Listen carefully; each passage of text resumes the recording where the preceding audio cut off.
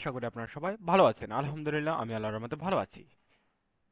এই মুহূর্তে পাওয়া আপডেট অনুযায়ী আপনাদের জানাতে চলেছি আবহাওয়ার সর্বশেষ খবরাখবর। বর্তমান সময়ে আমরা বিভিন্ন জায়গায় কিন্তু বিভিন্নভাবে দেখতে পাচ্ছি যে বর্তমান সময়ে কিন্তু বিভিন্ন জায়গায় বিশেষ করে বাংলাদেশের উত্তরাঞ্চল রাজশাহী, বগুড়া এবং একই সাথে সিলেট এবং বাংলাদেশের যে সমুদ্র সৈকতবর্তী এলাকা যেমন কি চট্টগ্রামের নোয়াখালী, কুমিল্লা, এরপরে হচ্ছে ফেনী, এই এলাকাগুলোতে কিন্তু আমরা মাত্র অতিরিক্ত বৃষ্টিপাত দেখতে পেয়েছি। তো আগামী কয়েকদিন কোন কোন এলাকাতে কেমন থাকছে সেটাই, বৃষ্টিপাতের যে অনুপাত মানে টোটাল আবহাওয়ার কি অবস্থান থাকবে আগামী কয়েকদিন, সে বিষয়ে আপনাদের বিস্তারিত আজকের এই ভিডিওর মাধ্যমে জানাতে চাই।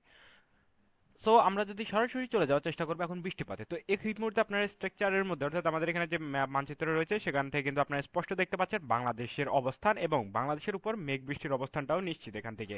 যে আজকের দিনে আমরা যদি লক্ষ্য করতে পারি আজকে এবং আগামী দু একদিনের মধ্যে বাংলাদেশের যে অবস্থান সেটা যদি আপনাদের ব্যাক মানে একদম স্লাইডের সাহায্যে সুন্দরভাবে দেখানোর চেষ্টা করি, তো আমরা একটু প্রথম থেকে দেখার চেষ্টা করব।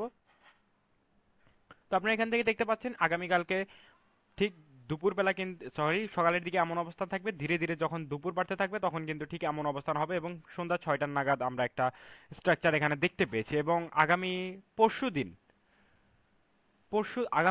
দিন কিন্তু ভোরবেলা সারা বাংলাদেশে মাত্র অতিরিক্ত বৃষ্টিপাত এবং বজ্র বৃষ্টিপাত হওয়ার সম্ভাবনা রয়েছে। আমি যদি তারিখটা বলে দিই তাহলে হচ্ছে আগামী 14 আগস্ট ভোরের দিকে কিন্তু প্রচন্ড পরিমাণ বৃষ্টিপাত হবে বাংলাদেশের রংপুর, বগুড়া, ময়মনসিংহ, রাজশাহী, নগরপুর, খুলনা, ঢাকা, বরিশাল, সিলেট এই অঞ্চলগুলোতে।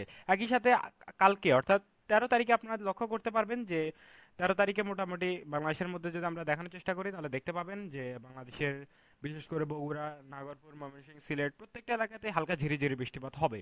তো এক কথায় যদি আপনাদের বলে রাখি এই মুহূর্তে চলছে বর্ষাকাল, তাই সারা বাংলাদেশ জুড়েই বৃষ্টিপাত হচ্ছে।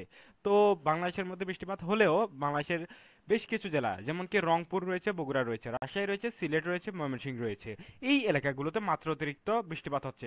একই সাথে বৃষ্টিপাতের যদি তুলনার কথা বলি তাহলে আরেকটা এলাকা পড়ছে সেটা হচ্ছে নোয়াখালী। নোয়াখালীতে আমরা লক্ষ্য করতে পারছি গত কয়েকদিন ধরে মাত্র অতিরিক্ত বৃষ্টিপাতের সম্মুখীন হচ্ছে। একই সাথে কিন্তু আগামী কিছুদিনও মাত্র অতিরিক্ত বৃষ্টিপাত হতে পারে।